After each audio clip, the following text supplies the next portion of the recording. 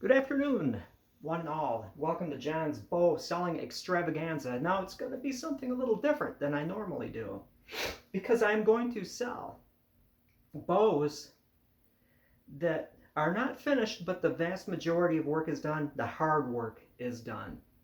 But let's take a look and see what I have. First off, this one is already committed.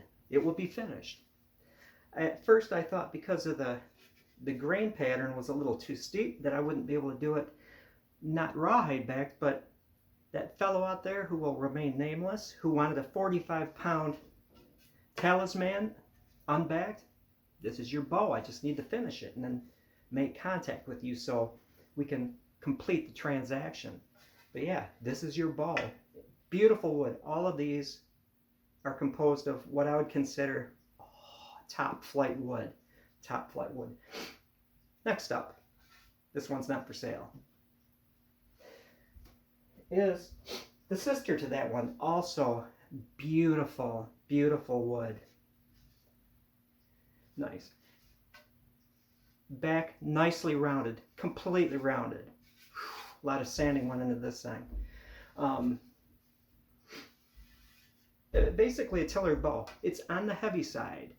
What I would suggest, maybe orbital disc sander. That's what I would use. Basically just back and forth, even, not worrying about hinges or anything, because it's got a beautiful bend in it already. Basically pretty even. Could be exactly even, but it should be reduced down to, at the most, 55 pounds. And I would suggest rawhide backing this thing. You know, it's give a person a fish or teach them how to fish. The hard work is already done.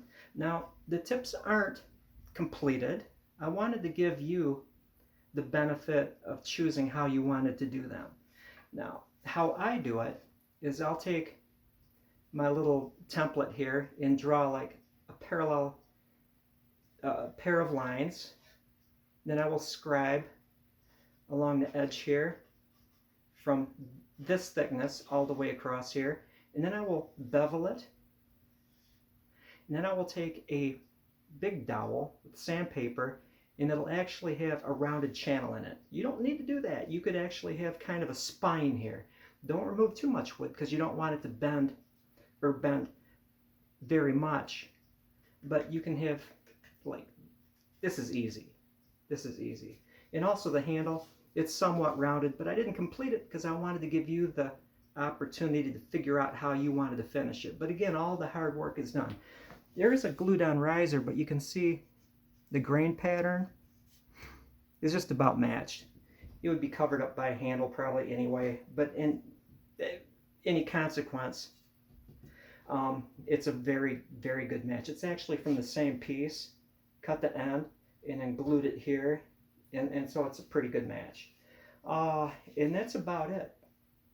Make a nice bow. And again, you can see some of my videos how to rawhide back bows. And I used to use tight bond, but I use hide glue. I just like hide glue. Now as far as the knocks, definitely this one in my paddle bows, pin knocks, which means you just slide the string off instead of trying to slip it down. You could, of course, if you want, put an overlay here.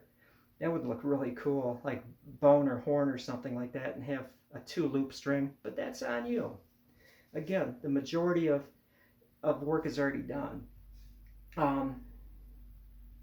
It's pretty wide blades here. I mean, you could sinew back it if you wanted, but really I think rawhide is the key here because then you can decorate it if you want to paint. Although, with the rawhide, it gives it a really good primordial look.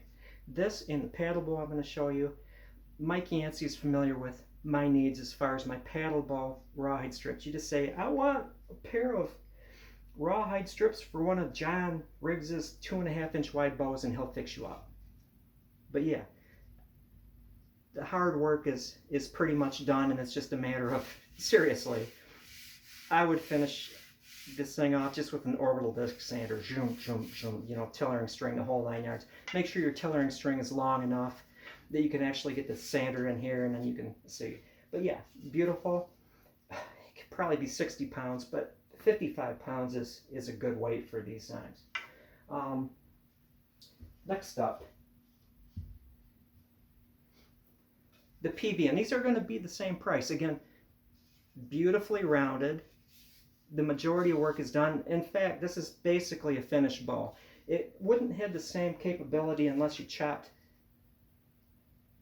the length off, you know, knock an inch off each side to raise it. But this, right now, I can't find my bow scaler, like a fish weigher type of deal. But probably about 45 pounds right now if you just finish sanded it.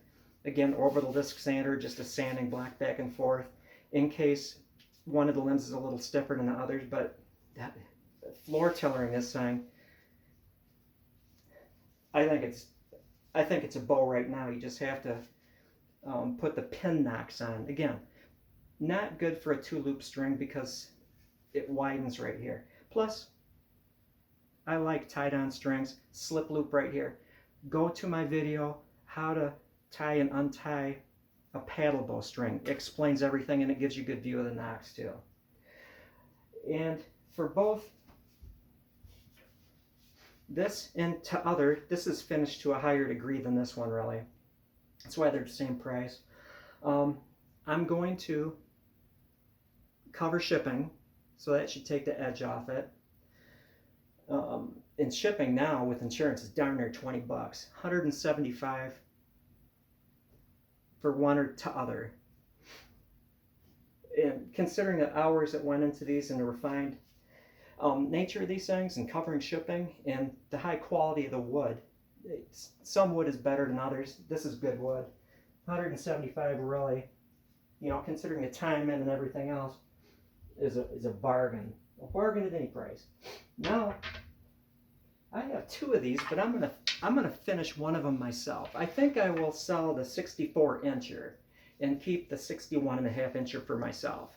And I don't know how I'm gonna finish this thing. Now they just look like slats, but they're basically finished bows. They're just heavier than they need to be. Good bend throughout. Even it's actually got this nice taper, and then it kicks up slightly at the tip, so it's thin, thicker right here. Nicely rounded back. Sanded it to the correct things here. I didn't really round the edges. People had different preferences, and so all I did was break the edges, they say, with a sanding block, just so it's not sharp. Again, taper is very precise, and so orbital disc sander on either one.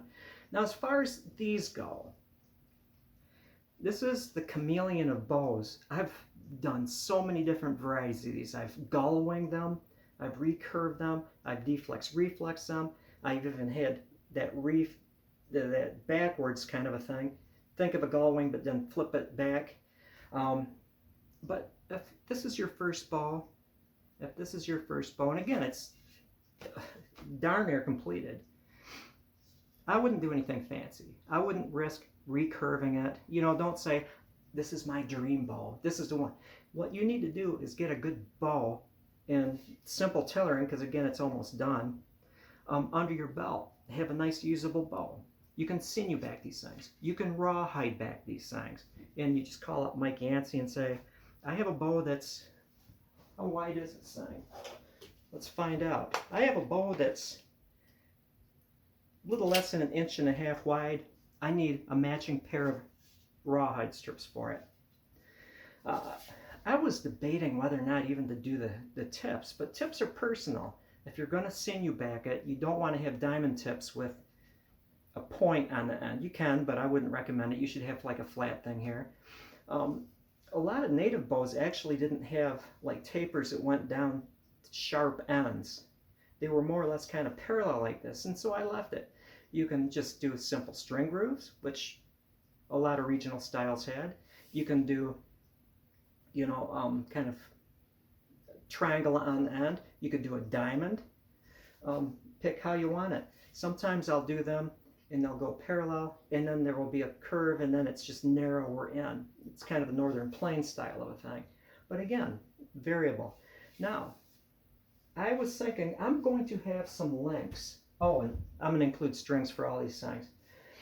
Tied on type of strings.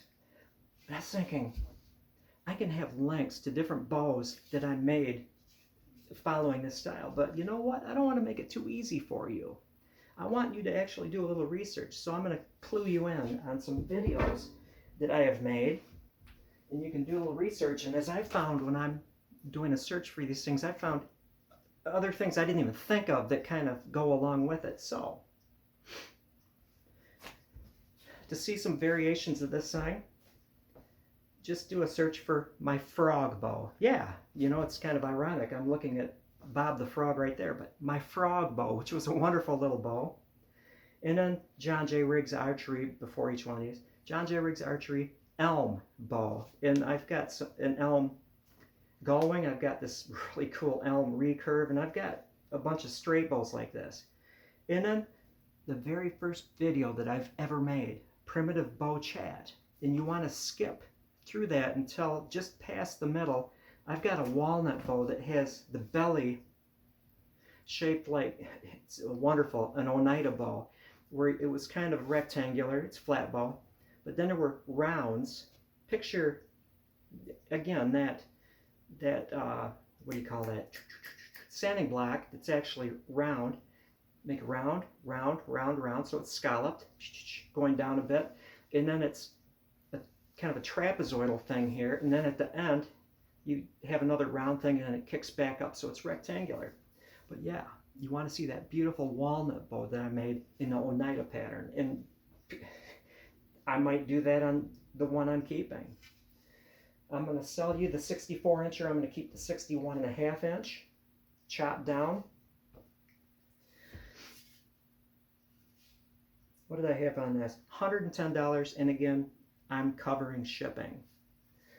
If I don't get any bites on these things, I'm going to go ahead and rawhide back on myself and paint them. But trust me, they're going to be a bit more, and by a bit I mean quite a bit more than the asking price for the almost finished bows. I want to see you get into bow making. I want to work myself out of a job here.